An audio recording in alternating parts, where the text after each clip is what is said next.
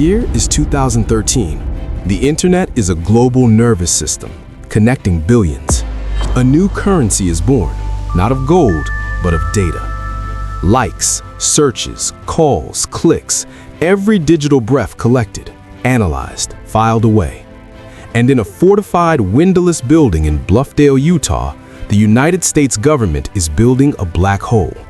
A data repository so vast it's designed to hold yottabytes of information, the entire digital history of humankind. Its existence is a secret. Its purpose is total awareness. And the man who will crack it open is not a shadowy foreign agent. He's a 29-year-old systems administrator with a conscience, a high school dropout turned CIA technician, and he's sitting at his desk in Hawaii, watching a program called X-Keyscore. With a few keystrokes, he can see everything. He realizes with a cold, sinking clarity that so can they. His name is Edward Snowden, and he's about to become the most wanted man on the planet. The operation is breathtakingly simple, and that's what makes it so terrifying.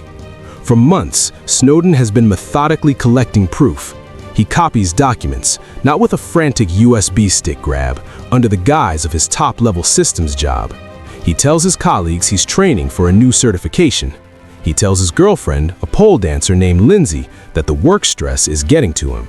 He lives a double life in paradise, the tropical sun glaring off the NSA's fortified tunnels while he gathers the greatest cache of classified intelligence in history. The documents have code names straight out of a thriller.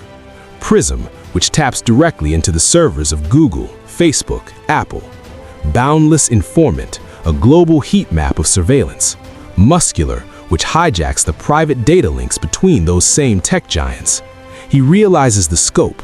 It's not about tracking terrorists, it's about tracking everyone.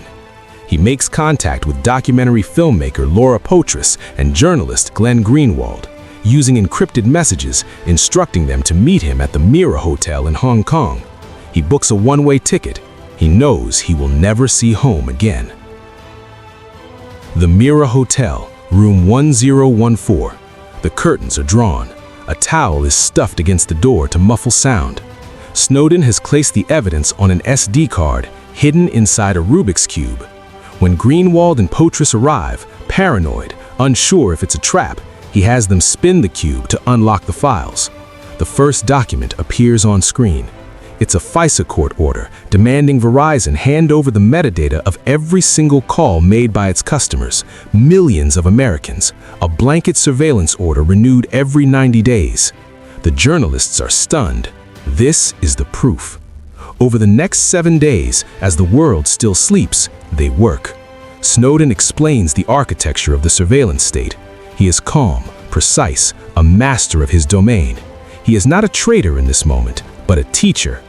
Meanwhile, in a secure room at the Guardian office in London, editors make a historic decision. They will publish. On June 5, 2013, the first story goes live. The global reaction is not a ripple, it's a seismic shock. The US government scrambles.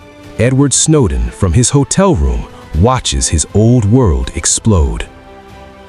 Washington declares him a fugitive, charges him with espionage. The manhunt is global, digital, relentless. Hong Kong becomes a pressure cooker. Snowden knows his time is running out. He vanishes from the Mira, guided by WikiLeaks associates, and becomes a ghost in the airport. For 40 days, he is trapped in the transit zone of Moscow's Sheremetyevo Airport, a stateless man in a no-man's land. The world watches a surreal diplomatic standoff. The US revokes his passport. Plane after plane leaves him without him. Then, a twist he never planned for. Vladimir Putin grants him temporary asylum. He walks out of the airport into a new life as a permanent resident of a country he never intended to visit. The whistleblower is now, irrevocably, a pawn in a much older, colder game. Moscow, a city of shadows and snowfall. Snowden's life contracts to a small apartment, a digital existence monitored by both his hosts and his hunters. He marries Lindsay in a quiet ceremony. They have a child. He appears as a glowing, pixelated head on screens at TED Talks, via robotic telepresence at conferences, a spectral figure pleading for digital rights. He wins awards he cannot collect. He becomes a symbol, an ideology, hailed as a hero, damned as a traitor. The consequences of his actions unfurl like slow-motion detonations. A global debate on privacy erupts. Tech companies, exposed as unwilling partners, begin encrypting their services. Laws are challenged. The public sees the hidden machinery of power for the first time. But in a quiet room in Moscow, the man at the center lives a life of profound contradiction. The ultimate connected citizen living in the ultimate disconnect. A prophet of transparency who can never step into the light.